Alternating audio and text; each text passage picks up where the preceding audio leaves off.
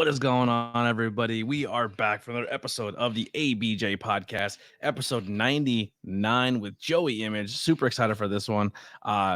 One episode away from that number 100. Who will that episode be? We don't know. Actually, I do, but I don't. I'm pre-recording these. We all know that this is being done in October. We're stockpiling episodes because we don't know what the future holds for the ABJ podcast. But if you want to make sure the podcast stays alive, join the Patreon. You can get to see the episodes earlier on a Monday before they drop on a Thursday, as well as merchandise and t-shirts and all that stuff. Whether it be on Teespring, TeePublic, Pro Wrestling Tees just dropped here for me in October, the beginning of this month. So I am on Pro Wrestling Tees. Brainbuster coming soon. But by the time that all this, you guys hear or listen to this, that'll already be done and posted on social media, but kind of keeping you up to date of when this is being aired and recorded and all that fun stuff. Also check out the links below for my guest, who is one of the commentary team of Three Legacies Wrestling. We've had the owner, we've had his play-by-play, and now the color I forget how he's how did Chris say it? Color coordinator and not commentator. I forget what he said, but yeah, and we're going to hear his whole story here. Me and him been talking for a while, video games and everything else. So I'm pretty excited to come in, learn about his history in this business, learn about maybe pick his brain about commentary and how he goes about doing things. And then we can talk about some fun things like video games and pop culture that we're all into. So without further ado, let's kick this interview off. The one, the only, Joey Image. What's going on? Good morning, sir. Man? I'm here for doing? ABJ. Yes, everyone loves ABJ. Yeah. Yes, sir. What's going on, buddy? I'm doing great, man. I'm hanging in there, just ripping through interviews like you wouldn't believe, just trying to get these done and out of the way and yeah, good. Start life again, I guess, right? But yeah, man. So thank you for doing this. You know, you've been around for quite some time. Give everyone on the, that's listening an idea who you are, what's your name, and a quick summary of what you've done in this business. I haven't done anything. Good night, folks. I'm just a guy. I don't know. I started I started training in December of 99, December 19th, 99, actually. And I had my first match in June of 20. Jesus, I was gonna say June of 2015. That's a lot of training. Holy Christ! No, your trainer. They were getting the money's worth. Yeah. I went once a year for training. Actually, my last match was June 2015. My first was June of 2000. That's what I was trying to say. Jesus. Yeah. So I don't know. I've been everything, man. I started as a wrestler, obviously, but I'm also fully trained as a ref. I've been a manager. I've done the commentary thing now. I've done literally everything there is to do in wrestling other than ring announcing. So, I mean, I've done refereeing, I've done managing, obviously wrestling, commentary, play-by-play, and color. I've done video editing, audio editing, promoting, booking, writing storylines. I don't like saying it that way, but that's 2023. That's what it is now. Yeah, that whole veil's been pulled off. Yeah, agent / producer. Hey, I still have kayfabe on my license plates in my car, so that's the only place that still lives. I think is on my freaking car. Do you have the PA Jersey? What's that? The Jersey version? Yeah, I know who has the PA one. I've taken a picture of our cars next to each other. Yeah, Ultra Menace has the PA version. Yes. Yeah. Completely. I guess I don't know what the word is. Completely unexpected or unknown. Neither one of us had met before this particular show that we met at in 2017, I think it was. Yeah. And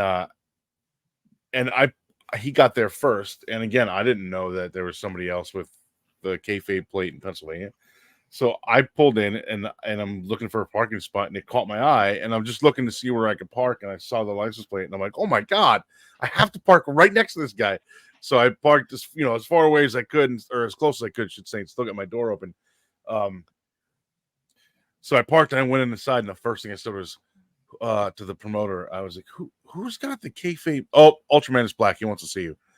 I'm like, what do you mean he wants to see me? And he's like, well, he doesn't know who you are either, but he said whoever has because I guess somebody had stooged off that there was another kayfabe plate. Like someone saw it and said, holy shit, Joey Image got the same plate from Jersey. So he said, when he shows up, tell him to come and see me. So we didn't get a picture together, which we were going to, but we forgot about it. But Yeah. we went outside, took a picture of our cars next to each other, and it was like my Twitter like header picture for so long. I want to get kayfabe in this, right? Like DED, like dead. That'll be my or just make a super 90s kayfabe 69. Yeah. But yeah, I didn't know that. And I pulled in and I saw it. I'm like, oh my god, this is amazing. Like I'm gonna park next to this guy. I have to. It was so How do you fun. feel that it just now, like as of this recording, beginning of this month, it finally has been entered into the dictionary. The word that kayfabe. means it's dead. It can't live if it's if people know about it, then it doesn't. It's Fight Club. Once it exists, it no longer exists. Yeah, so it's officially there. It is. It's terrible. I think it's horrible. I'm like legitimately not happy about it, but I don't write the dictionary. Yeah. So, I don't know who does that. Merriam-Webster guy, he's a prick. Yeah. So I like that. It is kind of interesting because like the way to grow now, like the business has changed so much. Like a locker room in 99 and a locker room in 2023 are two different locker rooms. The way the business is handled is completely different. Been in both. In some ways good, in some ways bad. Like you talk about the old school guys would kind of sometimes take liberties with people, or things would happen that aren't really good. I mean, we all watched Dark Side of the Ring. Some of that stuff was not awesome, but like I was saying earlier, I was like, I've been in locker rooms and the only thing I've ever really seen is maybe a beer and some weed after a show. Like, but back in the day, everyone's talking about the craziest stuff backstage at wrestling shows. Seen stuff. Yeah. You know what I mean? I'll put it this way: I've shared locker rooms with Balls Mahoney. That's that's really. I've also shared a car. I've also shared a car with him at a liquor store at 9:00 in the morning. So. Yeah, so that a lot of history. That's an experience. Yeah. Oh my god, yeah. But when it comes to how you kind of talk about kayfabe, so people who are listening to this, if you're not a professional wrestling fan, a lot of yous are. I'm not going to insult your intelligence, but there are a few who listen in because they're not fans of wrestling, but they like the stories. But kayfabe is essentially the idea of the what's behind the curtain, the illusion of the idea of professional wrestling. If you're a character, you're your character. If you're in a grocery store and someone comes up to you and says, "Hey, are you?" and you're a bad guy, you spit in their face. And some people, because you gotta uphold it, and maintain it. It's essentially like the illusion that everything's real. So if you and I are a brother tag team, we're not in real life brothers, but we're kayfabe brothers. Yeah, essentially. But you got it. Yeah. The history of kayfabe. I guess the first time it really was pulled back, it was what Duggan and and Sheik getting caught, pulled over in Jersey, right here in Jersey, with a lot of drugs, and one's Mr. America and one's Mr. Middle East, and they're driving in a car together while they're feuding on TV at the time. What in the hell? But the first time that I did a I think it was 2012, the end of 2012, I did like a charity convention in Houston, Texas. It was a Friday, Saturday, Sunday, and Hacksaw was on those shows, and that was the first time I had met him. And I'm like, look, man, I know we just met, but I don't really. Actually, I shouldn't say that. That's not the first time I met him. That's the first time I got to like sit down and like talk to him. Yeah. Because I had met him when I was booking shows. I had booked him once or twice, but the first time I got to actually have like a not non-wrestling, because I brought up wrestling, but like a conversation just about anything. And I'm like, look, man, I realized that we never really talked deeply before, but what the fuck was with you and Sheik? He's like, oh, I fucked up, brother. Or we fucked up. I think it's what he said. We fucked up. Something like that. I met him when I was a kid. He was super cool. Back in the day when wrestling would happen a lot in like high schools, before like schools were like, hey, we shouldn't do this in schools anymore. Yeah. I can actually tell you the moment that it shut down for us in our area, School County, but in our local school, Monty area, which is a couple blocks away, Papa Shango was there. Duggan was there. Doink was there. Which one? They're the ones like King Kong Bundy was there that night. That was a cool night.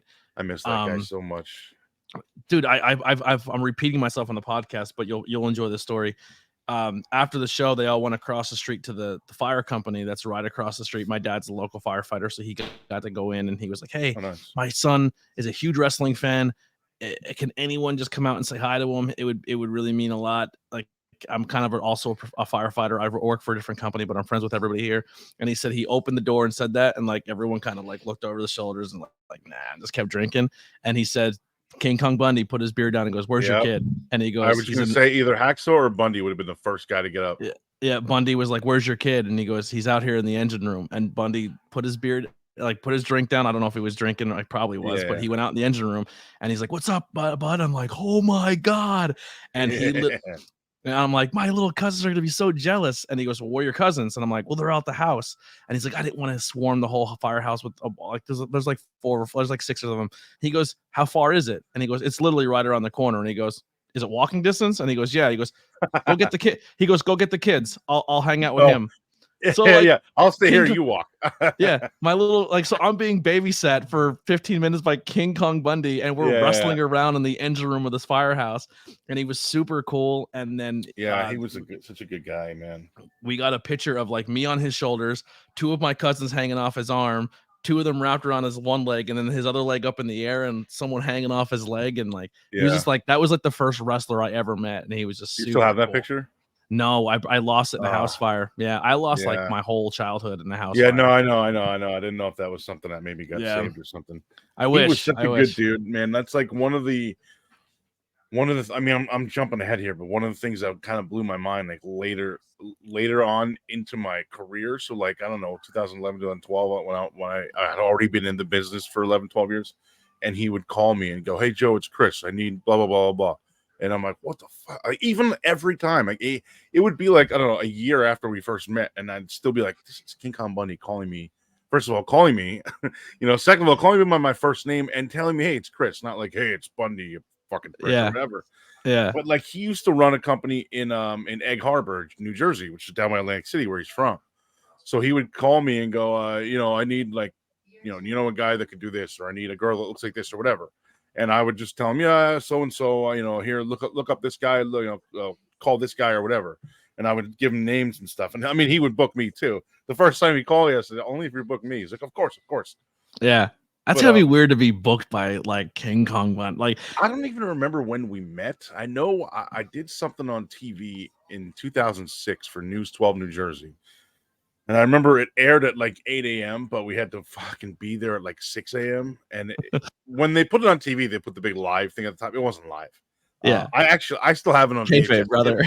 Yeah. Okay, there you go. It may actually be on my YouTube channel if I remember correctly. But yeah, it was like 6 o'clock in the morning. We had to be there, and he was there, and he did something. I don't know. He was doing some kind of like, not a seminar, but like showing. It was just like a half-hour piece just on wrestling. So they would do like 5 or 6 minutes with us, and then go like, all right, now we're gonna do weather, and then it would cut to like the weather guy, and then they come back to this Tony Caputo, who was the whatever you call him, newscaster, I guess. Mm-hmm. And we did it at Gino's place, and Gino Caruso's place in Lake Hiawatha. And they would cut back to us and go, okay, now we're gonna do this, and we'll go back and we'll cut back to us, and then we'll do another 6 or 7 minutes, and they would go, okay, now we're gonna do sports, and they cut to the sports guy back in Sea Caucus at the studio, and then cut back to us, and it ended up being like 30 minutes or something like that. But I think that may be the first time that I actually met Bundy, and we just kind of he somehow, for some reason, he liked me. Yeah. So we just started talking, and then from there, when he started running, he was running Devastation Wrestling Federation in Jersey, and no, it's not there. There's only 2 people that I've met that I like geeked out over, and there's probably should have been more. Like the day I met Bob Backlund, I was kind of like, I wasn't geeking out, but I was like, oh my God, for how old he is, he's still a fucking psychopath. Like it's 9 a.m. and he's running around screaming. That thing actually is on my YouTube, but the only so I did a match that day. Like we just started I think, I don't even know if it was called IHPW. So Pete Ferrero started, who used to run CWF, which was like Championship Wrestling Federation in Jersey. And I used to go to those shows before I got started. And so he eventually changed the name and blah blah blah. So we did like we did some kind of title tournament for I got it right here, their US title. Yeah. So we did the finals, which was me and Chris Rockwell, who was Chris Idol at the time. we did the finals live on News 12. So we did like 2 or 3 shows beforehand, and we lined up the dates where the finals would just happen to be on the same day that they were coming down to film us. So actually, I shouldn't say it. That wasn't done on purpose. That's just how it lined up. Yeah. And then I was like, why don't we, or actually Pete may have said, why don't we just do this live on television? I'm like, that would be awesome because we're going to be there anyway doing the News 12 thing. So he's like, why don't we just do a match? So we did a match, and like it started in progress, just like, we planned like whatever 30 seconds or something like that, and a minute, and we just started doing it right before they came back from commercial, and then it just happened to pick up. So if you watch the clip, it actually looks like we were going while they were talking, but we just started. But it was like 6 o'clock in the morning, and we're like, oh, are you kidding me? And then it didn't air till 8 o'clock. Like, if we're just gonna do it live, then just let us go there at 8, man. Yeah. But yeah. Anyway, sorry to go off on a tangent there, but you're good. Yeah, you're good. That clip's actually on my my YouTube channel, which I didn't realize. That's all. Did you win? No. Oh, No. You would have won the title on the news. That would have been cool. Yeah. But no, that was the first time I had met Bundy in person, and I don't know, he liked us, and me and Chris, and we just started talking, and then like I said, when he started running, actually, there's a funny. I can't tell it on the air because one of the guys still alive, but I can tell you off air a Bundy story. But it's not about him. It's his story about somebody else that he actually told me and Rockwell and Pete on that day that we had on a day that we had saw him or whatever. But I'll tell you when we're not recording. Yeah. So when he started running Devastation Wrestling Federation, he used to book me all the time, and I had a blast going down there. And then it was like 3 shows, and it was like, okay, he sold it to like Doc Diamond, I think. You changed it to something else, and then I never heard back from anybody there, so I just gave up trying. Yeah. But like I said, I mean, it was 10, 11 years after I already started, and probably I don't even remember what year that was now. I just saw it too. I think it was 2004. So probably 7 years or 6 years after I'd first met him, and he would call me, and I'm like, I can't believe it. I'd hang up the phone and go, he just called me Joe, and he told me to call him Chris. It's amazing. Yeah. But kind of going back, like the first one I met there, and then later on, my first show, like being at a show, I got to meet him twice. But Jimmy Hart, I got like really weird with. I was like as a kid, like I was like, you're Jimmy fucking Hart, like that one. That was a weird one to get over. And then I never really got to have like a full blown conversation. But I was working a con, and he was across the room. Now you work cons, there's legends everywhere. Like every legend is in the room, and you're kind of like, oh, that's kind of neat. Like I get to see them with my eyes. Like that's kind of wild. Yeah, in person. Yeah. You get to go have a brief conversation, and you get to see people on TV and legends. And there's only one person that I've ever been in a room with that I just couldn't stop staring at, because like this guy was like besides Sean, the other 3 guys who like I was obsessed with was like Rude. I loved Perfect, with Macho Man, Piper were like my guys. But the 5th guy there that I was like obsessed with was Jake the Snake Roberts. And I look across, I just kept staring across the room, like, that's fucking Jake the Snake. Yeah. And like I work up the courage, and I walk over, and it's funny because if maybe like months before this, I worked with Lance Archer during an autograph signing, and I walked up, and I was like, he's not gonna remember me. And he's just like, you're not gonna say hi, Anthony? And I was like, I did not think you're gonna remember me. He's like, absolutely, man. We had a good conversation. Like, oh, you just made my day. Thank you. And I was like, I'm coming to meet Jake. And he's like, yeah, man, it's super cool. And I get to talk to him. Like, I get to hear his voice. I'm super excited. And on the 8x10 was him getting bit, like by snake bite Macho Man. I was like, Macho Man thing. Yeah. I was like, this fucked me up as a kid. I was like, I thought you killed him. He goes, I tried to get him. I tried to kill him. You know what I mean? And I was like, yes. But like, I met him when I was a kid. Like, I guess I think it was 96, maybe SummerSlam 96 or Survivor Series or something. One of those 2 was here in Jersey. And me and my cousin were like driving all over the state. There was HBK did an autograph session at the dealership like 10 minutes from here. I never met HBK. The Honda dealership. Jake was doing this is the weirdest one. It was him at McDonald's, literally just sitting on a table with burgers. It was so, but it was like an advertised autograph signing. It wasn't like we just happened to see him there. Yeah. So it was so weird. And somebody else did one, and I forget who. And he's a in fact, he's a WWF signed person in a McDonald's at that time. Yeah, That's it was nuts. Jake and HBK. And in fact, if you watch AEW, Alex Abrahantes, the what's his name, Penta's manager, he was with myself. He was with myself and my cousin at the HBK signing and the Jake signing. I've met him a couple times. He's really nice. Yeah, he's a good dude. I've known him for 200 years now. I met him through my cousin. They went to high school together. Actually, I seen him when I was at Wembley. He walked through like the crowd. He was just like, "Hey," like he's all about meeting people. He's a really nice guy. Yeah, he's a good dude.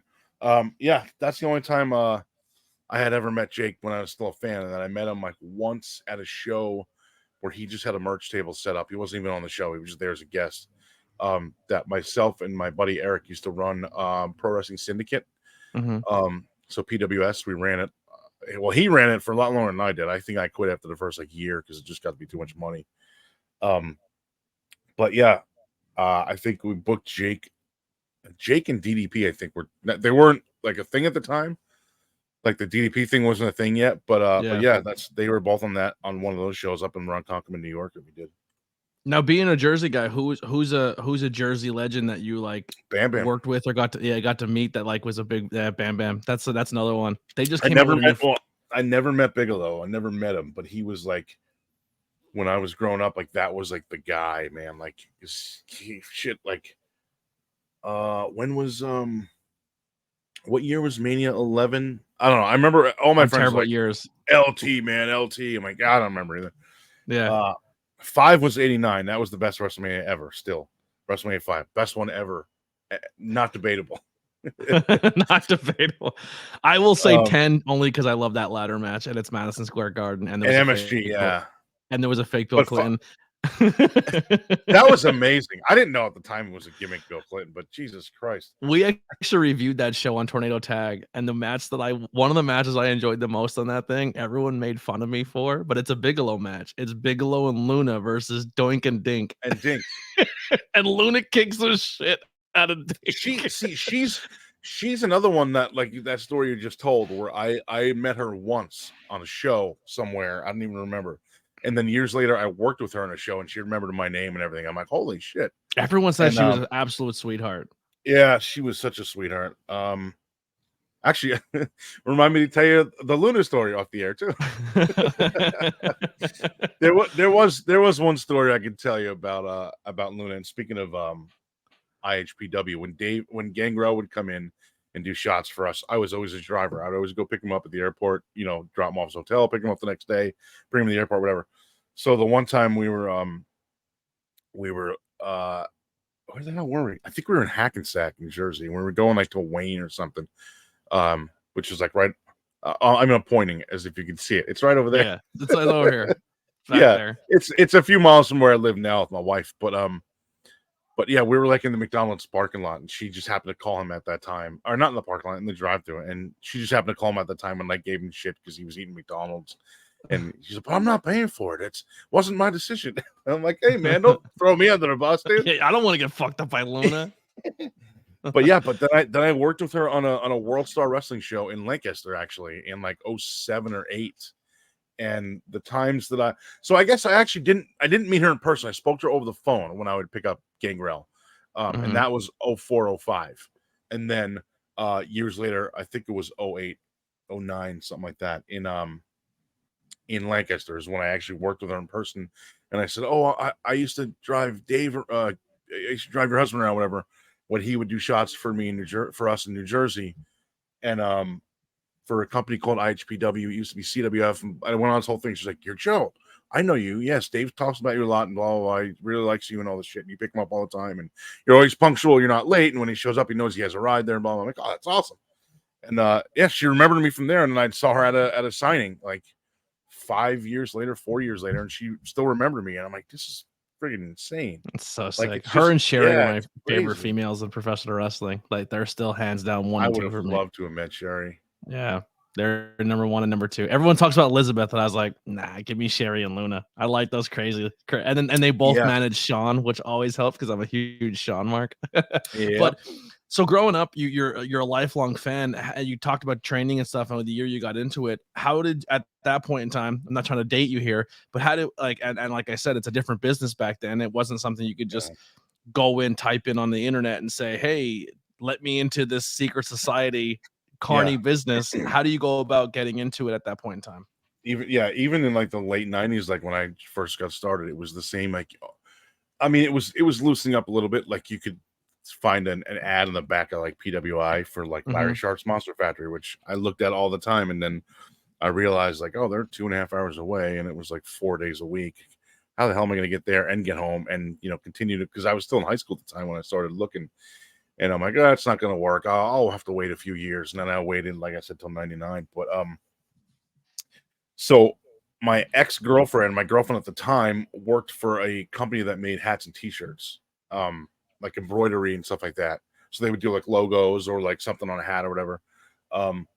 And 2 guys came in that wanted hats, tag team hats for whatever the team was. I don't even remember. I don't remember their names right now, sadly, and one of them passed away like 2 years ago, and I feel bad because I don't remember who it was. You meet a lot of people in this business. Yeah, and unfortunately, a lot of them go very early. But yeah, so these guys came in and wanted like hats, or I think it was just hats made, and not to toot my own horn, but this was a 5'9". I mean, I'm 5'7". She was 5'9", long blonde hair, nice up top, nice downstairs. Everything was great. So she says, hey, give me your phone number. My boyfriend wants to call you. You're going to fucking ignore the boyfriend word and give me your phone number. Yeah. So that's what happened. Oh, this guy, Mike, came in and Mike, that was the one guy's name. Jesus. I don't remember his last name, and I don't remember his partner's name at all. But I remember his partner was tall and like nice big. Upstairs, good in the bottom. Yes. Man, I don't remember who the partner was now, but she explained everything. I wanted to get into it, and I had looked years ago, and whatever. Larry Sharp was too far, blah blah blah. So they were like, "Oh, tell him to call. Give one of us a call later on tonight." And I think she only gave me the one guy's phone number, and I'll talk and I'll introduce him to a guy that has a school locally here. And I'm like, all right, cool. So I called that night, and I'm like, "Is this the guy Mike?" And they're like, "He's like, who the hell is this?" I'm like, oh, this is Joe. Like, you met my girlfriend, the tall. Oh yeah, the hat girl. I'm like, yes. Yep, so thanks. He explained everything. Yeah. So he explained everything, and he was like, listen, there's a guy called Kevin Knight that's got a house. Well, I'm sure he does have a house, but he's got a school right by here. And at the time I was living in Emerson, which is, I don't know, 5 or 6 miles from like the New York state border of Rockland County. So from there, the school is maybe like 20 minutes, 25 minutes. Now I actually, coincidentally, I live walking distance from where it was, which is like such a, talk about a 180. Full circle. Yeah. Or 360, one of those two. I don't know. I don't know, whatever the hell it is. It's a coincidence. It's geometry. So he was, yeah. So yeah, I was never a math guy. So he was like, come down. That's why we're in pro wrestling. Yeah. He's like, I'll give you the address. Meet me there. Meet me outside, and then I'll bring you in and introduce you to Kevin and blah, blah, blah. So basically that's what happened. He brought me in. I found out that he didn't actually work for Kevin. He had done like little shows for them once in a while, but he was never like a regular guy there or whatever. So like bringing in students for Kevin was his way of trying to get booked. Yeah. But he sat me down, introduced us, and then he left. He was like, "Oh, I'll let you guys talk business. I'm going to take off." He took off. I talked to Kevin for maybe an hour, and he was like, "Well, here's what we do. Before you actually get in a ring and do anything, or before you actually start training," he's like, "before you even agree to sign up and give me money, we usually recommend that people come in for like a week or two, not for the week, but like on, 1 day a week or 2 days a week, whatever it is, however often as you want before you decide that you actually want to do this. So we want you to come and watch a class in action and watch our training before he's like, we don't want people to come in here and pay whatever we agree on for a deposit and then decide they don't want to do it. And then you're already committed because they make you sign a contract that says I agree to pay this much every month, because the tuition was the same total, but everyone paid it differently, So that's actually kind of honorable in a way, because Yes. like today they'll look at you and be like, there's zero chance that Right. you're gonna be a professional wrestler, and we know you have zero chance of doing this, but we will drag you out and take as much as we can for like, we Take know the we're money. never gonna Yes. you're never gonna wrestle. You're probably gonna be a manager, or if you pay enough money, we'll let you do something. But And the cooler thing about it was that I went for 6 weeks before I paid a dime. And even in my head, because my ex, the one that introduced me to Mike, she came with me because she was a fan too, and she was like, I want to kind of be like a manager, like a girl ballet or whatever. you're like, So yeah, no problem. Keep coming yeah, through. so we went for 6 weeks, 6 Sundays in a row, and we just sat and watched. And I'm like, this is amazing. So I say my training started December 19th, 1999, but I physically didn't actually sign up to start training until mid-January, 2000. But I mean, we were there for 5 to 6 hours at a shot, 6 Sundays in a row, just learning. So in my mind, I was training. You know what I mean? I mean, I still think that, even though I wasn't officially signed up as a student. And then it was 6 months before we had a first match. My first match was June of 2000, and the rest is history. But yeah, I mean, I had to know somebody. I mean, again, I didn't know this guy. My girlfriend at the time just met him, and it worked out. And I mean, I don't know if it worked out for the fans watching me, but I had a blast. Yeah. What are some matches in your career that are highlights for you? Like ones that you look back on very fondly, or some moments that just are really were eye-opening for you as a performer? Oh man, Jesus, I don't even know if I had any had any good matches. I think so. I used to do well. Let me rewind one. So getting back to the IHBW thing again, and CWF, when they were still CWF, they used to run shows at a place called Skaters World, which is in Wayne, New Jersey, which I pointed to before is 10 minutes away or whatever. So I'm still here. I'm just switching the camera over. So I used to go to the Skaters World shows all the time before I got started. It's a mess behind me, so I just blurred the background. You're good. You're good. So I used to go to the Skaters World shows for like 2 years before I even thought about looking for a school again. This is years after I looked for the Larry Sharp thing. And 908 is Jersey, right? Yeah. I don't know who this is, so I'm not going to answer the phone. I know it's not King Kong Monday. No. That'd be weird. You know what? I'm going to see if I still have his number. I probably don't, because that's 200. Actually, that was before iPhones were even a thing, so I probably don't have it. Yeah. I'm sure it was when I had my. No, I don't have anything under Bundy. That was probably when I had my. I had a Sanyo Katana flip phone. It was a Razor, my Motorola Razor ripoff. Yeah. I mean, it looked identical. Cases, like you used to put the leather case that would fold on it with the hole in it, so you could see the logo. I never got the idea of the case for the Razor. It was so weird. Phones? Yeah, I didn't understand it either. But yeah, everything from the Razor phone fit on that phone. It was just a knockoff. But anyway, so when I was working when they were doing stuff before I got started, I used to go to Skaters World shows all the time. It was just a big skating rink, and they would just put the ring in the center, and it was always packed. Like, that place was always packed. So but again, this was a year or two before I got started. I was always like, man, I want to wrestle in this building just because I think it's cool. It's a shitty, no name, kind of rundown skating rink in Wayne that, like, it's only busy on the weekends. They're open during the week for some stupid reason, but there's never anybody there. But man, on Saturday nights or the occasional Friday when there was a show, like, that place was jam packed.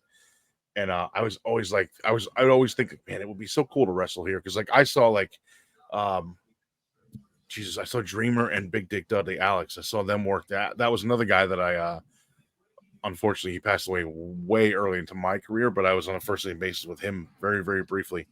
I mean, that's where I first met Balls Mahoney before I even got started. I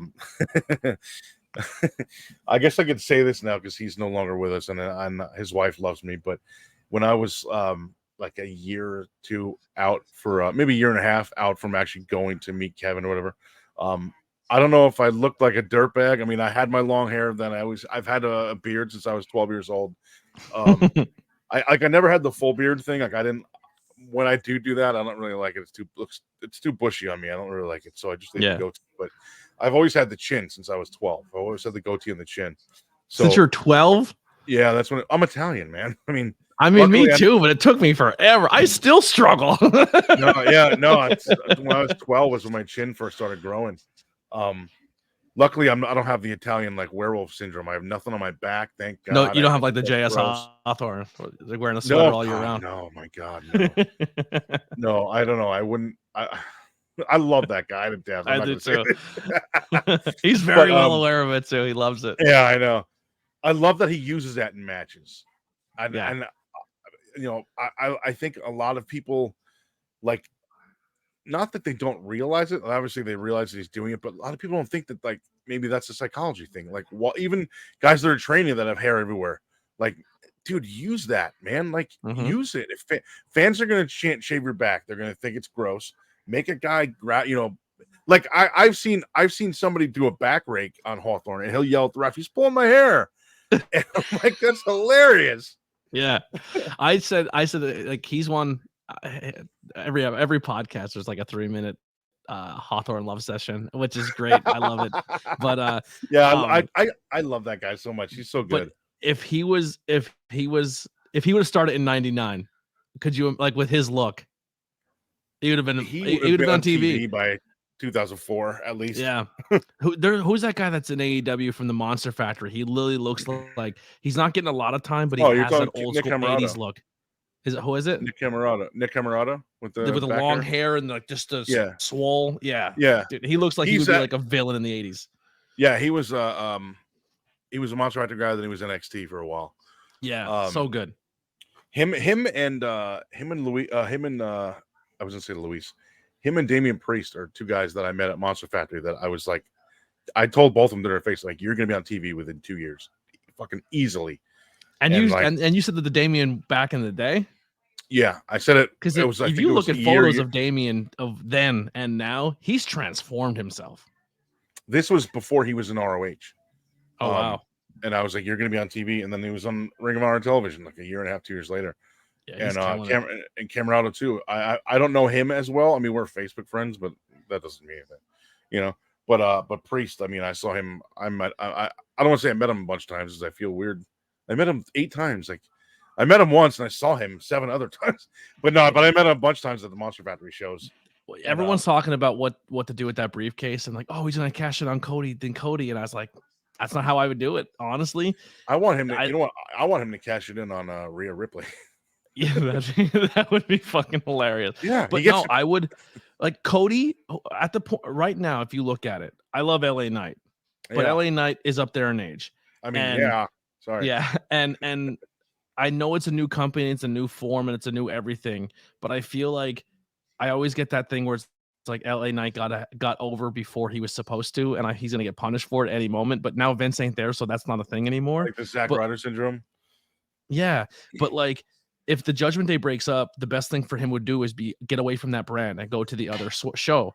So like, and if Cody beats Roman, that does nothing for Cody. Cody's a megastar regardless. Like, no world title is going to help Cody get better or get more over. Title. It lets him do the Dusty Rhodes thing still. Yeah, but I think like if Priest is the guy who cashes in on Roman, that skyrockets him. Oh yeah. And then have Cody beat Priest, maybe. Yeah, or just Cody goes after Seth or whoever. If someone beats Seth before Mania and then Cody gets that title, but like, I would have Priest be the guy to dethrone Roman because I feel like he's still young. He has a lot left in his career, and that puts him on another stratosphere. Is it just me, or do they kind of look alike? A little bit. I've always thought that. Yeah. I've always thought that since Reigns like grew the full beard thing. But yeah, so Priest was another guy that I say Luis because I'm just used to calling him that. But he was what Punishment Martinez in ROH. And when I first met him at Monster Factory, I said, "You're going to be on television within 2 years." And I'm Preston, just nobody. Preston was there at time, right? Or was that a little later on? Preston Vance. I never met him, so maybe he wasn't at the time. He was a Monster Factory kid too, and Riddle was at Monster Factory at one point. Yeah, he was. Yeah, that was way before I was there, I think. Or before I went. I wasn't Sheamus, there. right? Sheamus was a Monster Factory kid. Yeah. Yep. Big Show also. Although for some reason, Big Show doesn't credit Monster Factory for some reason. I don't know. But but yeah, and I was like, listen, I'm just another indie guy, man. Like I'm not, I'm nobody important. I don't have the talent to do it myself, but I see it in you. I know you're gonna fucking be on TV somewhere. And like I said, a year and a half, 2 years later, it was on ROH TV. Then he was NXT. I'm like, I fucking knew it. Same thing with Yeah. Camarado. When Camarado was in that, because he went, I think Nick Camarado, I think didn't do the ROH thing. He went right to NXT because I think ROH was already gone by the time he was may have been gone by the time he was in NXT. But Mhm. when I first heard that he had gotten signed, I'm like, fuck, I knew it. This is awesome. Like both of these guys are just good. Yeah. And I think NXT dropped the ball when they got rid of Camarado and let him go to AEW. I mean, he's not doing a lot over there, but he should be doing a lot more. Yeah. So now that you've been in the business for as long as you've been and done every avenue of the business, and now you're doing this commentary at Three Legacies and a few other you still work at a few other promotions besides Three Legacies. Who are some people on the scene right now that like you see that Damian Priest in, or you see like they should be on TV or people should know about them? I give you three names just because three is, I don't know, one of my lucky numbers, I guess. 3 Yeah. and 7, and I probably can't think of 7 right off the bat right now. I'm gonna throw out a name that no one's probably ever heard of, unless two other guys from 3LW may have mentioned it, but oops, I almost said his other name, Al Snook. This is why I don't learn people's real names. I like because I mess it up, especially on commentary. I don't want to be the guy who drops the shit name. Somebody said to me at the last Three Legacy show, it was somebody I had just met, and they introduced themselves by their real name, and I said, "Okay, but your ring name is blah blah blah." I don't even remember who it was now, and they were like, "Yeah, but you can just like whatever, say it's me. My real name is Joe. My gimmick name is Joe. That's why, because it's so easy to remember." And he was like, "Oh no, you can just call me Joe." And I'm like, "I don't want to know that because if I slip up and call you that on commentary, I don't want viewers or people watching it to go, who the hell is Joe?" Yep. There's whatever. There's Anthony and Bill in the ring. Who's Joe? Like, yeah. So he's like, "Oh, that's a good point." I'm like, yeah. So just don't ever tell me that. I got in trouble, not in trouble, but I was in a drive-in, and I mean, I'll say the name. It was me and somebody was driving, and Kit Raff was in the passenger seat, and I'm in the back, and I'm like, "Yo, Kit, can you just hand me a straw?" He goes, you can call me by. I'm like, "No, don't even tell me it. I don't want to know because I'll fuck it up." yeah. You're Kit forever. Like that's yeah. So Al Snook is one. I'm sure. I don't think a lot of people have heard of him yet. He just had his first match a few months ago. Mm-hmm. But he trained with 3LW for a year, and I don't know, that kid is I had the honor of calling his first match. It was against Ricardo Rodriguez. That's who was his the trainer. heel. He's the one. He's like the first student that's like a heel coming out of there, right? The rest of them are doing that baby face. No. Like most of them are. No, the first big heel is Clayton Adams. That's it. Yeah, he's the guy that's like 6'9" and jacked. Okay. But no, Al Snook is he's a baby face. He's like a little bit shorter guy, maybe my height, 5'7", 5'8", a little bit stocky. But man, the kid is good. I mean, if you listen to, and I don't remember when his first match was or what event, but if you listen to the commentary during his match against Ricardo, which was his first match, his first match in front of a crowd. I mean, obviously at a show or whatever. His first official pro match, I guess, is the best way to put it. And you hear my commentary, that's all legit. I was like amazed. No rookie mistakes. I mean, dude's doing high flying stuff, and he just looked like he had been doing it for at least a couple of years by then. And I was like, whoa, man, this kid's real good. And I pulled him aside afterwards, and I'm like, listen, I know I'm just a commentator here, but I did wrestle for 15 years and blah blah. And I'm like, I fucking pulled him in. I'm like, I am super fucking proud of you, man. Like, you killed it, dude. Like you. And I tell him every show he gets better and better. And every show I make it a point to pull him aside afterwards and say, dude, you're getting so much fucking better. Like you're improving every single month or match or whatever. And so that kid, again, it's Al Snook. I don't know if I know he's got a Facebook. I don't know if he's got a Twitter or whatever, but he's one. Darius Carter is another one that I've been saying for years. I've been singing his praises for years. He should be already on weekly television, whether it's maybe Tuesday night or Wednesday night, or Monday night. I know he's not a big jacked up musclehead guy, so he might not fit the Monday night thing, or if they're still even looking I for think guys like that over there. But he is a absolute beautiful fit for NXT. I feel because yeah, like I feel like NXT is where his character he can work on his character and get his character over. yeah, oh yeah. He should be doing like psychology seminars everywhere because he's And how to conduct psychology and yourself when you show up promos. at a show. It could be That's what I mean. he could be wrestling in someone's backyard, In a and that's not barn, even a yeah. joke. I watched him do that. That during the pandemic, it was a backyard show, no fans, closed set, Yeah. the whole nine, and he showed up in a 3-piece suit and a suitcase, like Yeah. he was walking into Madison Square Garden. Yeah. He is like man, what's a good way he's the epitome of a professional wrestler, put it that way. At least in my eyes. I've been a big Darius Carter promoter supporter for year, promoter supporter, whatever, same thing, I guess. But yeah, and just like years. J.S. Hawthorne, almost every podcast, Darius Carter gets his roses. They're just two names that just get dropped a lot. Yeah. Yeah, he deserves it, man. I mean, I love that guy. I don't think I ever wrestled against him.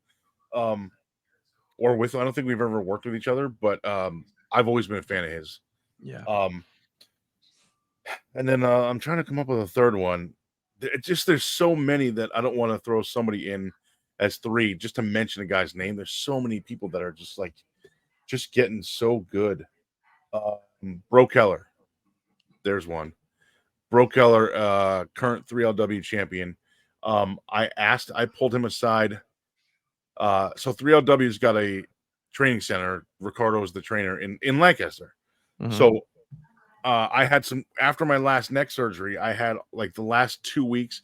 So I had 8 weeks where I was on disability, but I couldn't travel or drive for the first 6. So the last 2 weeks, I'm like, shit, I'm getting paid disability before I have to go back to my day job. I should do something with the last 2 weeks. So I took 3 of those days and I went to the training center in Lancaster and just hung out, just watched, hung out, saw how they trained, saw how Ricardo trained, met all their students, stuff like that. And I pulled Bro aside afterwards. And there was 2 guys that I pulled aside and I said, how long have you been wrestling for? And one guy said 7 years and one guy said like 2.5, 3 years. I don't remember which one Bro was, but whatever it was. Bro's in the 7-year mark, I would say. I think he's been around a lot longer, yeah. Because I was like, dude, you look like you've been working for 200 years, man. Like, he's so good. He's done extra work on Raw and stuff. He's I don't know if I've seen it and just didn't recognize him, or if I just haven't seen it. But he's like the white Darius Carter. Yeah. But just as far as like, he's so fucking good. He's such a lovable babyface too. Like, yeah, I'm not saying this to be disrespectful, but like, Matt Riddle has a charisma to him, like that dude bro vibe. But also, like with Matt, I mean, historically, it's like, well, when you bring Matt in, you're gonna get Matt, or who are you gonna get as a character, as a person? And Bro Keller has that same vibe, but brings a different spin to it, but pure class. I love that guy. He is so good, and I've told him before too. I'm like, man, you are so goddamn good. Like, everything he does is crisp. His timing is always perfect. Everything's believable. He's always anyway, calls himself all energy, but I'd say he's always energetic. Like, he always gets the crowd up. Like, man, the day that guy turns heel, the crowd is gonna fucking NWO Hogan him, I should say, and just throw shit into the ring because they're gonna hate. I don't think I've ever seen him work heel ever. I don't know if it would be a smart, at least at 3LW, it wouldn't be a smart move. But if he ever does, man, he's got him. He's already got him. Yeah. But yeah, that every promotion I've ever been to, he becomes the top guy. And like PPW, there was a laundry. Like, you had the Case Navarros, you had at one point in time Axon Andretti, you had Facade, you had Deshaun Pratt, you had like all these really, really big names and just giant characters. And every single time Bro becomes that guy, like, people just gravitate to him. I don't know how I had never heard of Bro before 3LW. I don't know how that happened or why I never heard of him, but insanely good. Yeah, he's one of the best in the independent scene out there at the moment, at least in the East Coast. Yeah, totally agree. In my opinion. I mean, and again, I have the honor of calling his matches every single month in Lancaster, and I mean, I couldn't be having more fun. And he was my so I guess I'm not giving anything away. Everyone knows this is a show and everything's predetermined. But we're never told any of the winners or anything. We're just given a list of matches. Half the time, I don't even know the order. I just know here's what we're going to do tonight. And, if such and such isn't coming, there'll be a cross next to his name. And whoever shows up, shows up. And, or whoever fills in. Sometimes we don't even know that. So on, I guess, the show or two before our big stadium show when we crowned Bro as the new champion, I said, whoever ends up getting to the finals in this tournament, my money's on Bro Keller. And if he ends up being in the finals, my money's on him to win the title. And I didn't know anything. I worked there, but I wasn't told anything. And when he won the title, I was like, oh my God. I went nuts. It was great. And that's a cool dynamic of commentary is when you have that moment. I prefer it that way. I don't want to know anything. I want everything to be a natural reaction. And so actually that show, I think yesterday or today maybe, just got released on Premier Streaming Network. So if you hear that commentary, that's all legit. And I was so happy for him because again, that's such a and outside of the ring, just backstage, he's such a good dude. Mm-hmm. And he's always like super friendly and like approachable to fans. Like, I don't know, he's just a real good guy. Like, he's a guy that deserves to be way up here, and one day he'll get there. And I don't think it'll take him long to do it either. Yeah, and who's the I'm sorry if I'm saying this, there's no disrespect. It's just there's so much talent that I see on a daily basis, but Chris was singing her praises. She's like one of the upper star girls coming out of 3LW. Oh my gosh, he said I don't want to say her name wrong. Zoe Cannon. Zoe Cannon. I almost said Zoe Starks, but I know it's not Zoe Starks. It was Zoe something. Yeah. I think, but she can be a Zoe Starks. Yeah. Zoe Cannon, I've seen her perform at PPW a couple times. Very, very good. Did not know she was a Ricardo student, but now as someone who you've seen so many different wrestling schools and you've been around as long as you have, what makes 3LW in your experience of seeing the training and seeing how things go? What makes that school stand out that you would say, hey, if you're new in the business or you're looking for something and you're in the Lancaster area, this is why you should be here? Well, first of all, they've got a guy that's already been there, training him in Ricardo.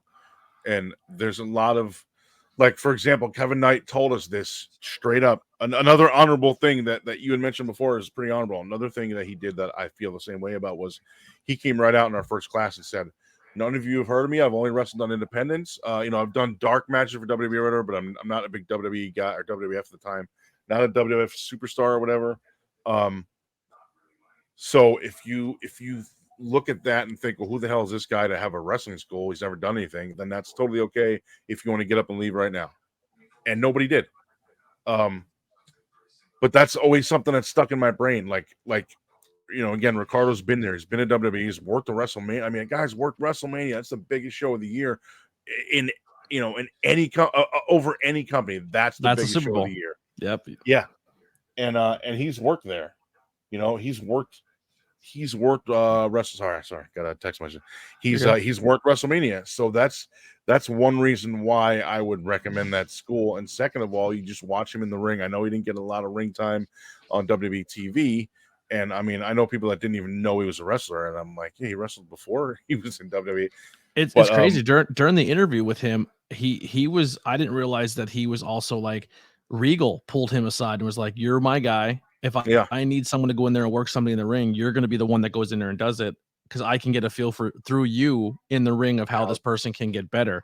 Yeah. So like shoulder to shoulder with William Regal and working Roman before Roman is Roman, working all those names that you see on TV, Ricardo like rolled with and got a vibe for them. And like that, I mean, like I respect William Regal as one of the goats of this business. So the fact that William Regal's seen Ricardo and was like, you're my guy.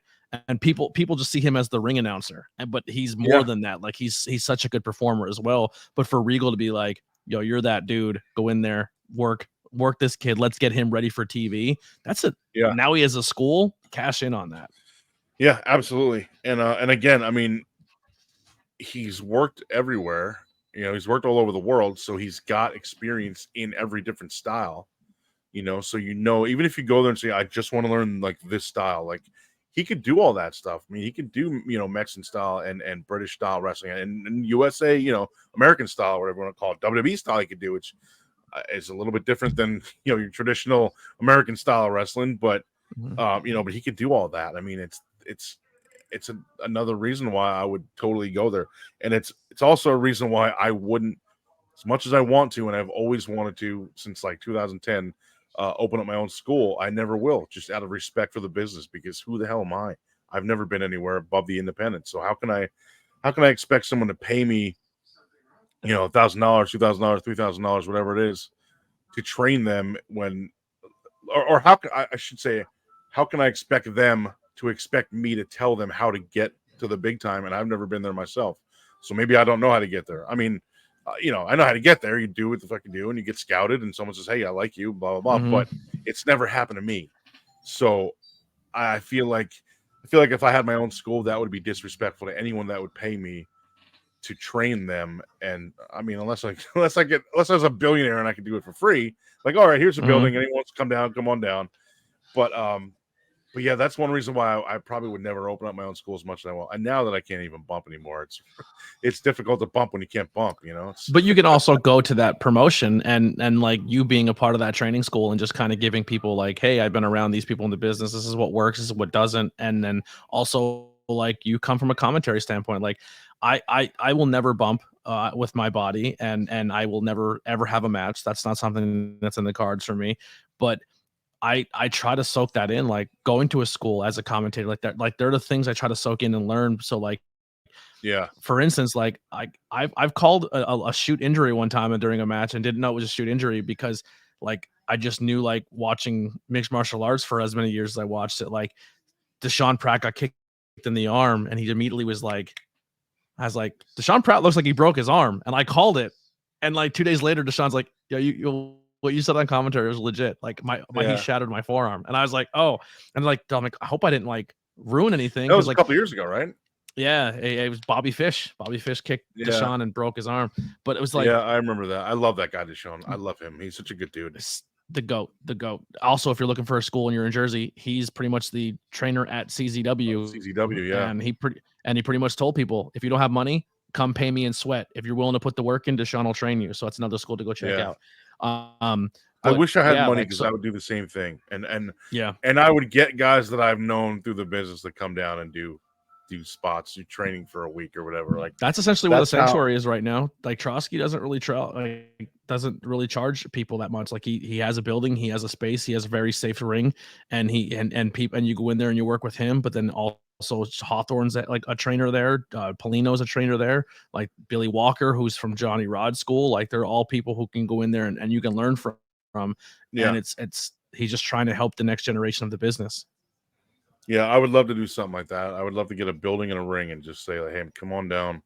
Like that's how I got started. I mean, when I was at Kevin's, we would do he would do what do you call it? Guest trainers, like maybe once a month or maybe like either one day a month or like once or twice out of the month, or he would have like a different guy in each day or whatever. But like that, so I mean, Kevin was the main trainer and like Biggie Biggs was the co-trainer, but the guys that came down that trained us were all like, or that guest trained us, they were all ECW guys. So like Carino trained me. Like the guys that have a hand in my training, at least I always say Carino, Doring, ref Mike Keener, he's the one that trained me as a ref.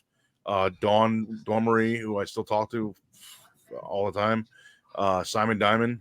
And that might be it actually. Maybe Roadkill came down with Doring. I don't remember. But all those guys came down, and I think Guido came down once or twice too. That's another guy that I met like before I got started. I used to work at one of them 10-minute oil change places, which at the time I didn't know it was in the town that Guido lived in. And he just came in one day in his little Dodge Neon, and I'm like, wait a minute, I know you. Like, and then after that, he would come every time he would come to get his oil change. He would bring a fucking stack of ECW shirts. That's awesome. And posters and shit. Yeah, it was so cool. But yeah, he's still doing it too. Still doing it. Yeah. But yeah, so that's how that was part of my training too, is having guys come in and just do guest training for a day or two, or a week at a time, whatever. But I think it's amazing. I tell people all the time, like, even if you're part of a school, go do if you're like, hey, I don't have class tonight, like, go seek out other schools and see what days they train and just go in for a day. Like, if you're a student here, go check out 3LW and see if you can go in for a training session, because that one night there might open up the platform to doors and get you a booking or just get you another style that you didn't know. And if you're in the Northeast PA scene and you're willing to drive 2-3 hours, man, you're in a hotbed. You're in a hotbed, it's man. Worth it. Even if you're in like Jersey. So where I am now, there's no more training centers around. Kevin's was like the last one. He shut down a while back. Well, Jersey has what? Is it Create a Pro or Create a Wrestler? Because I know there's two different ones. Create a Pro's New York. Yeah, so Create a Wrestler's Jersey. Oh no, I never even heard of it. Yeah, so the Create a Pro's in New York, and they have a Jersey brand that's Create a Wrestler. Oh yeah, I never heard of that. Then you have Monster Factory, that's still there. Monster Factory's in South, but I'm saying, like, as far as my area, because Monster Factory's still 2.5-3 hours away from me. Yeah. So like I'm saying, as far as my area, I'm in North Jersey. I'm in Passaic County, which is right on the border of Bergen County, which is on the border of Rockland County, New York. So like around this area, there's nothing left up here. Like there used to be Ace, Mike Morgan's school, and like they're gone now. And then Jersey All Pro, and they've been gone for a long time. And Kevin Knight's, which was IWF. I haven't even mentioned the name. I've just said Kevin Knight 1,000 times. But yeah, they're gone now. So as far as like around here, there's not really nothing left. Yeah, and you're gonna have to travel. That's just part of the business. That I'm aware of, at least. But that's so. Even if you're up here and it's 2 hours to Lancaster, 2.5 hours, it's worth it to go up there. I mean, they do. I think it's Wednesday, Thursday, Friday, Saturday, something like that, or Wednesday, Thursday, Sunday, Monday. I don't remember. Don't quote me on that. Leo Sparrow on the podcast said that he would get on his bike, ride his bike 2 miles, get on a train with his bike, take a train an hour or two, get off the train, ride his bike another hour just to get to Create a Pro to train, and then do that 3 days a week. Like, if you want it, you gotta get it. When I was still in training, a guy that hasn't wrestled in years is actually into acting now, Josh Daniels. He was going to college in Syracuse University, which from here is a 6-hour drive. Yeah. So he would come to training on his days off of school, but then he would still have training he would still have classes like the following day. So he would drive down here in the morning, 6-hour drive, 5.5 hours, whatever, and then we would do like 6 to 10 or 6 to 11 training, so 4 or 5 hours training. Then he would drive all the way back to Syracuse to go to class the following morning, and he was doing that 2-3 times a week sometimes. And I'm like, man. And that guy was, I'm when I first heard that he's no longer wrestling, I was like, I almost cried. I'm like, man, that kid was so fucking good. We were calling him Dynamite in training because he was second coming Dynamite Kid. And he was jacked. That kid could have been WWE champion in fucking 2 years, 3 years. I mean, he worked Japan. They called him Elvis, which I know he wasn't that thrilled about, but he worked Japan. But yeah, man, that kid was real good. I wish he was still wrestling. But yeah, that was just an example, like Leo Sparrow, driving 4,000 hours every 10 minutes just to train for 4 or 5 hours and then drive another 6 hours back to college, and then they have to get up to go to classes in the morning, and then try to work a shoot job on top of it to pay your bills. Yeah, it's crazy. So the last question I want to ask you here, and we'll kind of dive into what you're doing now in the commentary thing. Okay. What now doing commentary with your broadcast partner? What are some things that maybe you've learned or you're picking up, or things that you just enjoy about working at 3LW as a commentator? Oh man, it's a blast. I've been doing commentary for a long time. I did it in 05. I started commentary 05-06 when I used to work for Steve Carino when he was running Pro Wrestling World 1. Mm-hmm. Got a good kid. I'm a big fan of his kid. He's okay. He beat me once, so I'm kind of sore about it. But I wrestled Colby when Colby was 12 years old. It was amazing. And he's a NWA champion now, right? He just won the NWA title. He just won something a couple weeks ago, US or something like that. I don't remember. Yeah. I don't remember what it was. North American champion, maybe. But yeah, I it was funny because I didn't even know we were having this match, and then and Steve sent me a message and was like, "Can you do me a favor?" I'm like, "Yeah, what's up?" He's like, "Can you take care of the kid?" I go, "I don't know what you're talking about." He's like, "You're wrestling Colby." I'm like, "Are you kidding me? That's awesome." And he was 12 years. I go, "Wait, he's 12 years old though." I'm like 19 or Well, I was much older than that. I didn't start till I was 23, but I was probably 25, 26 at the time. And he was like, yeah, just take care of him. It'll mean a lot. I'm like, dude, I fucking love you, man. Of course I'll take care of him. And That's crazy. You know what? Real quick, just to kind of people look at Nick Wayne now, a conversation I just had where people are like, well, Nick Wayne doesn't deserve it. He's getting pushed too quick. It's nepotism. It's this, it's that. He's 18 years old. How can he have the experience to do what he's doing? You just said because Colby didn't have to do anything at 12 years old, but he had the heart and determination to do it and want to learn. Like Colby, same way Nick Wayne. Everyone sees 18 years old on Nick Wayne's resume and says, well, what has he done in 18? That kid has probably had more ring time than 90% of the people who are in the business now who've been doing it 5 or 6 years, and he's 18. You know what I mean? Like same with Zoe Starks. Like everyone's like, Zoe Starks, how is she 18 years old and already signed to a company? Because while she was in high school, every single talent in the country and the world, like she was getting booked across seas, was begging to work her at the age of 17 and 18 because how talented she is. Like that age thing is it's kind of good and it's kind of bad. Like people just see that age and like the old school veterans think, well, it's too early for this person, that they shouldn't be doing that. And it's just like, look, you're just saying it yourself. Like Colby, 12 years old, just like get in there and get a match and you're excited about it because you knew the kid had promise. Like that's exciting with this new generation's coming up. Yeah, and I told him, like, listen, I'll put him over. I don't care. It doesn't matter to me. And he's like, really? Like, he's 12 years old. You've been wrestling like 4 years. I'm like, how do I care, dude? That doesn't matter. It's not real. Yeah. But and the cool thing was he did Steve's finisher for the finish, which Steve didn't know about, because he was like, I don't want to know what you guys are gonna do. I don't want to know who's going over, anything like that. And that's what I told him, like, I'll put him over. I don't care. But then when he did the finisher and we came backstage, and Steve was like, oh my god, thank you so much. He gave him a big hug. It was really cool. I forgot what we were even talking about. Doing commentary. Oh, yeah. So I was doing commentary when I started working for Steve in like 0506, and coincidentally I started podcasting around the same time too. I started doing podcasts in 2004. I know people think that the Cabana guy is the first one to do wrestling podcasts. 2004. Anyway, you're a trendsetter. But yeah, so shortly before like the last one or two shows for World One, when Carino was running, we didn't know it was gonna be the last show.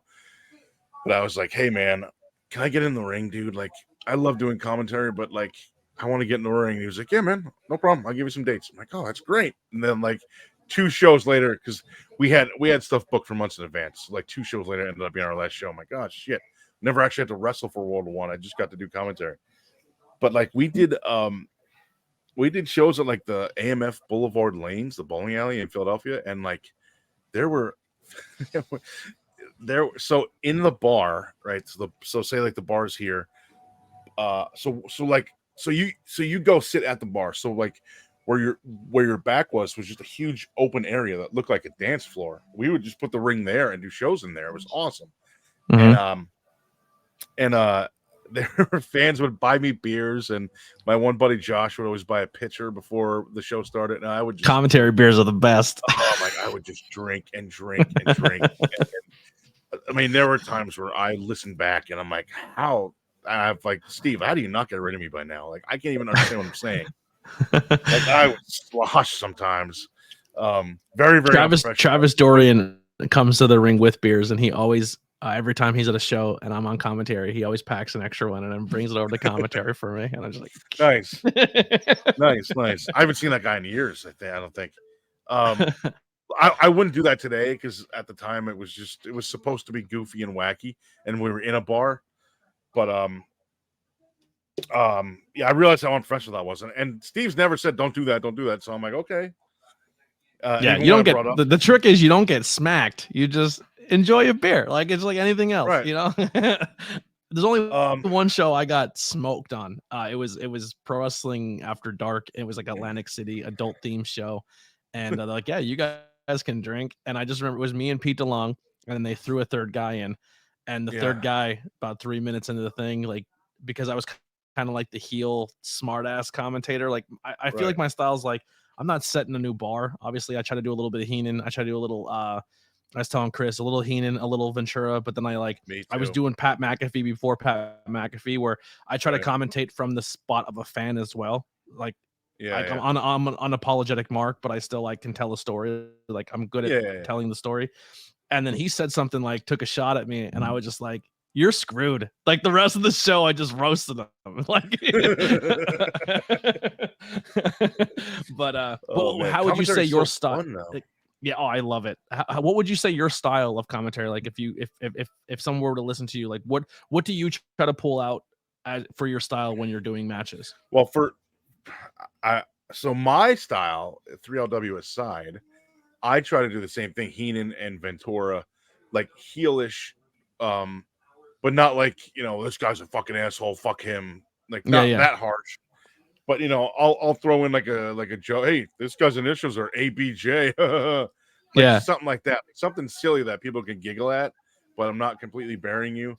But for 3LW, I try to do not heelish stuff or not babyface stuff. Just kind of like in the middle, and Mm-hmm. like I try to like not bury guys. I try to just do color without being colorful. I guess if that makes sense. Yeah, yeah, So Chris does like usually straight up play by play, and then I'll bring up a fact about whoever's in the ring, and we'll kind of riff off of that a little bit. yeah.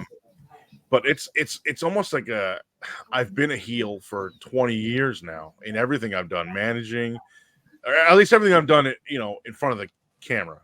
So commentary, Mm-hmm. managing, wrestling.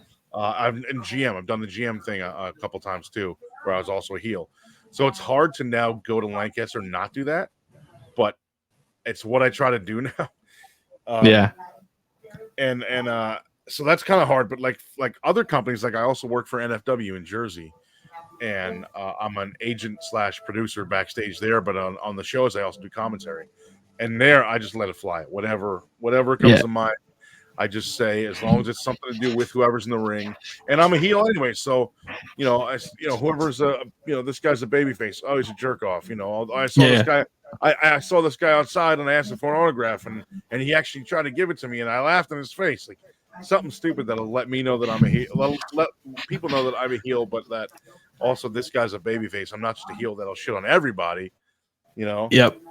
One of the But things I got heat for when I started doing the commentary, the heel commentary, is like, well, you flip flop too much. I was like, what do you mean? They're like, you're one match you're rooting for the heel, and the next match you're rooting for the baby face. I said, yeah, and they're like, you're not like that's. I'm like, have you ever listened to Bobby Heenan?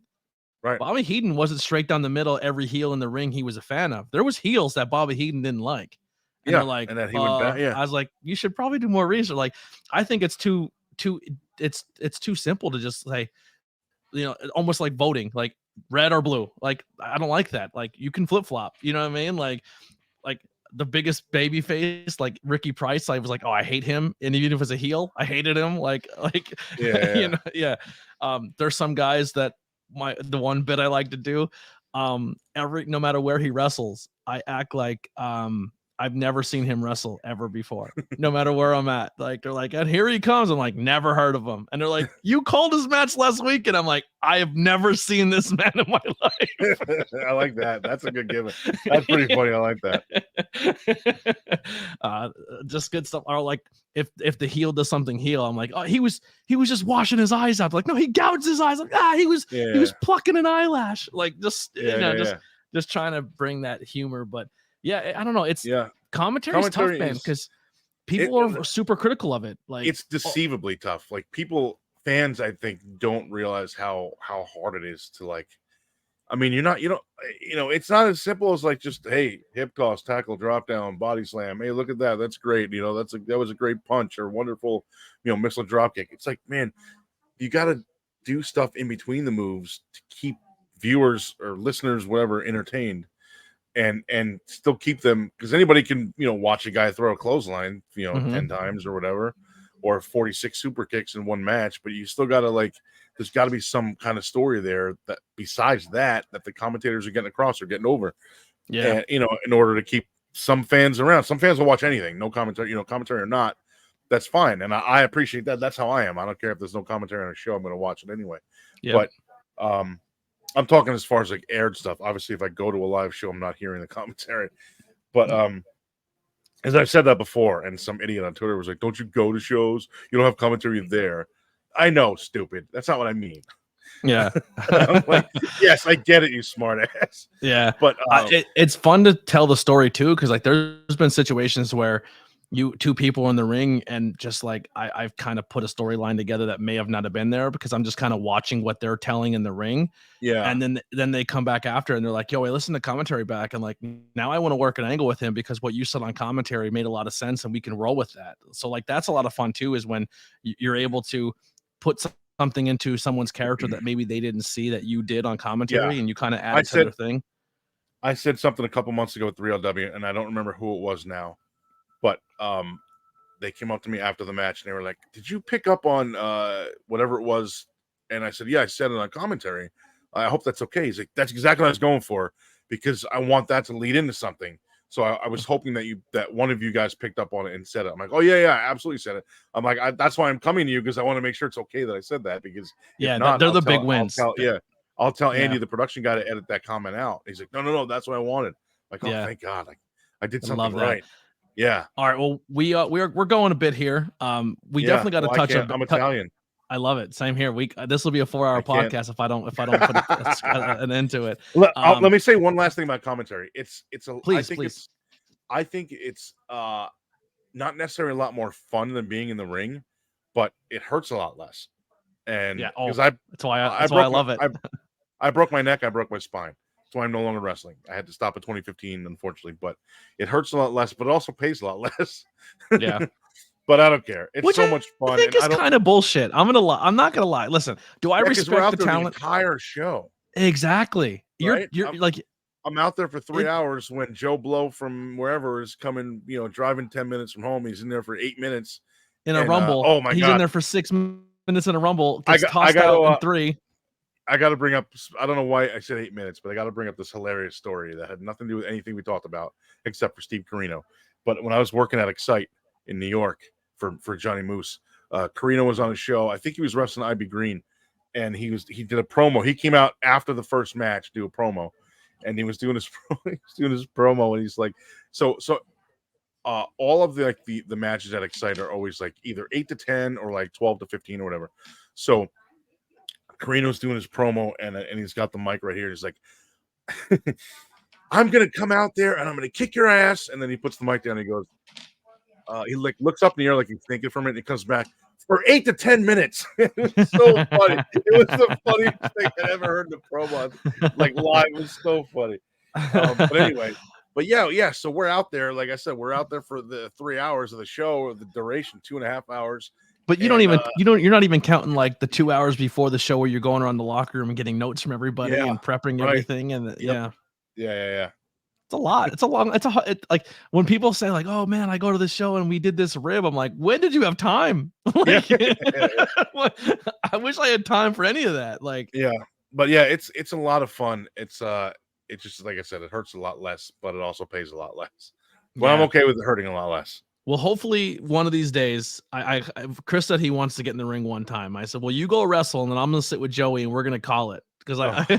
But hopefully one day down the road we can do some commentary together. If that's his plan, I'd like him to get trained first, because this is like, I was one of those guys that like it won't happen to me regarding injuries, and then it happened to me, and I'm like, man, I don't understand. I didn't do any crazy crap. I didn't do any jumping off buildings.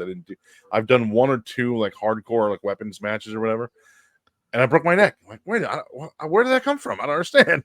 I didn't do anything. Was it from a chair shot? Like, how did you actually break it? No, it was wear and tear, and then just eventually when it got to that point, it's time to go, and that was the end of 2013. So I took off all 2014, and then I did. My final 5 matches was February, March, April, May, June of 2015. So I took off all 2014 and then January 2015 just so I could work it out that my last match would be. I was hoping on the same date as my first, but I missed it by 5 days. So my first match was I don't even know now. My first match was June 20th, 2000, and my last was June 25th, 2015. It just happened that was the closest date to the 20th that we can get on a Saturday for the building that we were running in. Yeah. So, but it was just wear and tear. Just when it happened, that was its time. That sucks. I didn't know anything. that day. I mean, I was, adrenaline, everything was fine. Then I woke up the next morning and couldn't move anything. And I was like, what the fuck? And eventually went and got it looked at. My problem was this happened in early November. I think it was November 10th was the show this happened on. My problem was I still wrestled November. Actually, no, it was October. I wrestled, November 2nd, for Christ's sake. I'll get it. Well, I'll get there at some point. November 2nd was the when I got hurt. November 10th was my NWA debut, which I was not missing. When I was growing up, my dream was to work for the NWA. Everyone else is like, I'm going to be WWF champion and work at WrestleMania. That would be nice, but my dream was to work for the NWA. And I didn't care if it was some regional NWA promotion in New Jersey, which is what it ended up being. Didn't matter. As long as they were under the NWA banner, then I was working for the NWA, and that was my goal as a kid. And I finally got to do that a week after I got the injury, but I was not past. Like I wasn't gonna like tell them, hey, I ain't making it. You're Kurt Angle in the Olympics. It's getting done. Yeah. Well, my problem was that it went out on November 2nd. I still wrestled the rest of November, all of December, and the first 3 weeks of January with it broken. And then I went and got looked at the last week of January 2014. That's crazy. Yeah. That's like Philly Mike. Philly Mike wrestled probably 3 or 4 years with he thought was just a bum knee, waited, worked every weekend for 3 years, and then was like, I think I'm going to go get this checked out. And ACL, MCL, and everything, the meniscus gone in his knee. They're like, how have you been moving? Yeah, I did that too. I tore my MCL, my meniscus in my left knee. But when I worked on it for 3 years. When I went in to get my neck finally looked at, my doctor was like, how are you not in a wheelchair? I don't understand. And I'm like, I don't understand either, but I'm going to hope to keep it that way. Yeah. So where can people find you on social media? Joey Image YT on every social platform. YT is in YouTube. Go to my YouTube, please subscribe. I stream live there as often as I can, usually once, twice a week. Yep, you do a great job. We'll definitely put all the links below. The thing that you and I did, whatever it was, a couple weeks ago, where I just threw out a random link and said, hey, let's talk. I did that again last Saturday, and another guy that I don't know, but I know him just online. He hopped on, and we talked for like 2 hours or 2.5 hours just about like I love it. I had such a good time doing that. It wasn't live when we did it, but it was like a test thing, but I had a blast. Yeah, but it was so cool. And I think we did it on here, so it didn't have a time limit because we got cut off. Yeah, I think when we tried it, it was Zoom. Yeah, and we got cut off after 45 minutes or whatever it was. And this one we went like 2 hours, 2.5 hours. That's a great idea. I might lift that from you. I might just do like, here's a link. Whoever joins, let's have a fun time. Like that's, I think it's a good idea. It's a good conversation. I want to try to do that like once a week and just see who randomly pops in. If you ever need something to bounce off of until someone comes in, we could dual interview people. I think that would be awesome. Yeah, let's do it. I would love to do that live, but the thing is, like, I think my only issue is like my buddy the other night, he didn't join until I was already live for like 25 minutes, and then would just be sitting there doing nothing. I'm like, I'd rather do this not live and just edit it so I can cut out that crap, that dead air. Well, if you have someone to banter off of, then you guys can bullshit until someone joins in, and you don't have that dead air. Yeah. All right. Well, listen, thank you so much. Make sure you follow him on social media. Yeah, we're definitely touching back because there's so much more we didn't talk about when it comes to like pop culture and video games and everything that we're into.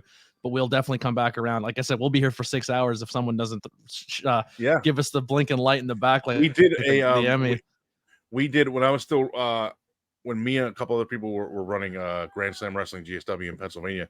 We wanted to start doing our shoot interview series with just indie guys, not names, not anyone you've heard of. That's dangerous. Just indie guys, because we got stories to tell too. So we did a test run with me, and Chris wrote out a whole bunch of questions, and that him and like 2 or 3 other guys came up with, and he had 6 pages of notes, and we did 6 hours of recording, and he only got through his first 2 pages. We never went back to it. Like, shoot interviews in the indie scene tough because you still have to get bookings. When people are on TV, they have a demand, you know. Right. But he went through only 2 pages of 6 pages, and we never even finished the rest of it. And we went 6 hours. I don't shut up, dude. As you can see right now. I'm the same way. But that'll do it for the ABJ Podcast, episode 99. Next episode, next Thursday, the big 100. Who will it be? I might know, but I don't know. So we'll see how it goes. But that'll do it. Here's the music by the Converse Kid. We'll see you guys next time. We're out of here.